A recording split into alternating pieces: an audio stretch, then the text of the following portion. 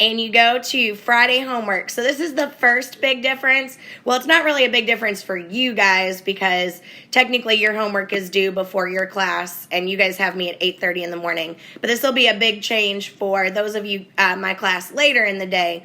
So this week's homework, or tonight's homework, or the weekend homework, I should say, is due Tuesday like normal, but I need it earlier in the day. Needs to be done by 8 a.m. instead of like right up until the class, because we're actually going to use it in class on Tuesday.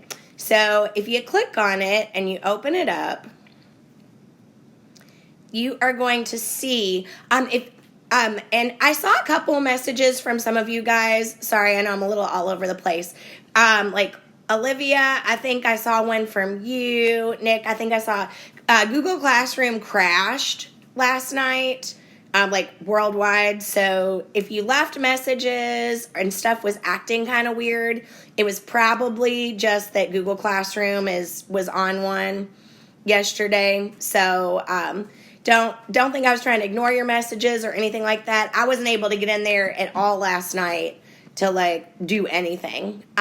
So if you sent me a message or if you uploaded something, I just couldn't get to it, but I'll get to it later today. So once you open up your homework, you are going to see it is over a topic called domain and range. And this is one of those topics that technically should have been covered in 8th grade, but we've all been there, done that, talked about this. Just depends on, what was happening at your school last year, like whether or not you actually like got to cover this in an appropriate fashion. So the homework is to kind of get you thinking about what domain and range might mean. So it's a matching activity. So you're going to notice there's 2 different slides. And so I'm going to talk about the second slide is probably going to be tougher than the first slide. Even if your teacher did a great job on domain and range when you're in 8th grade, the second slide is probably going to be a little bit tougher. If this one, the first one is more like 8th grade related content. So you're going to see that you have 8 different, these are what we call a relation. And I'm going to give you like some detailed vocab when we come back to class on Tuesday. And a relation is just the big kid word for a bunch of ordered pairs that are grouped together, but they can look different. Sometimes it's a graph. Sometimes we put it on a table. Sometimes we put it on like number 2 is something called a mapping. If you haven't heard that before, don't worry. We're going to talk about that. But if you look beneath each of the examples, there are little tiles that are draggable. And so your homework assignment is to just take, if you don't know, because your teacher didn't teach you, you're just taking a good educated guess about which table, graph, mapping, whatever, matches each domain and range. I am deliberately not telling you very much. Every single year, we do this in the classroom, typically in groups, and man, I wish we had 5 days a week so that we could do it that way this time. People always say, oh my gosh, I don't know what to do, and then you kind of look at it and just use your logical reasoning to make, some pretty decent guesses, and most people actually end up getting them correct after putting a little work into it. So I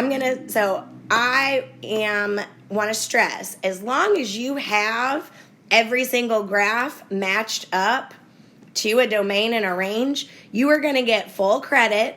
To encourage you to really actually try it, I'm going to give you, this one's a little bit bigger than a normal homework assignment.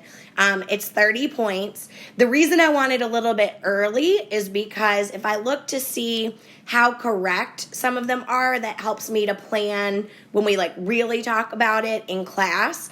And it's helpful for me to already know kind of what your guesses were. So I need those by 8 o'clock so I can look at them before class. The more correct you are, I will add extra credit. So let me say that one more time. You get your full 30 points just for taking an educated guess. I know there are some of you guys in here, and you know who you are, who like really, really, really aren't going to want to get it wrong. You're going to get stressed about that. I'm not telling you jack squat. Okay, this is for you just to take your educated guesses, make an inference, and I promise it really does help you to learn it. Even if you completely mess it up, by going back and fixing it like we're going to in class, it's going to make sense. I promise. It does every year. The only difference is that we're not doing it in groups, so I'm a little bit, we'll see how that goes. But you're going to be my guinea pigs. We're going to try it out. So you get your points just for doing it. But the more correct you are, I'll start adding some extra credit depending on how many correct ones you've got. So you definitely want to at least try, make some sense to it, like at least think about what you're doing, not just move crap around. You definitely want to at least attempt to do your best, because there's definitely some extra credit progress points that Lord knows some of us could use. So try your best, but don't stress out about it. Okay, any questions about that?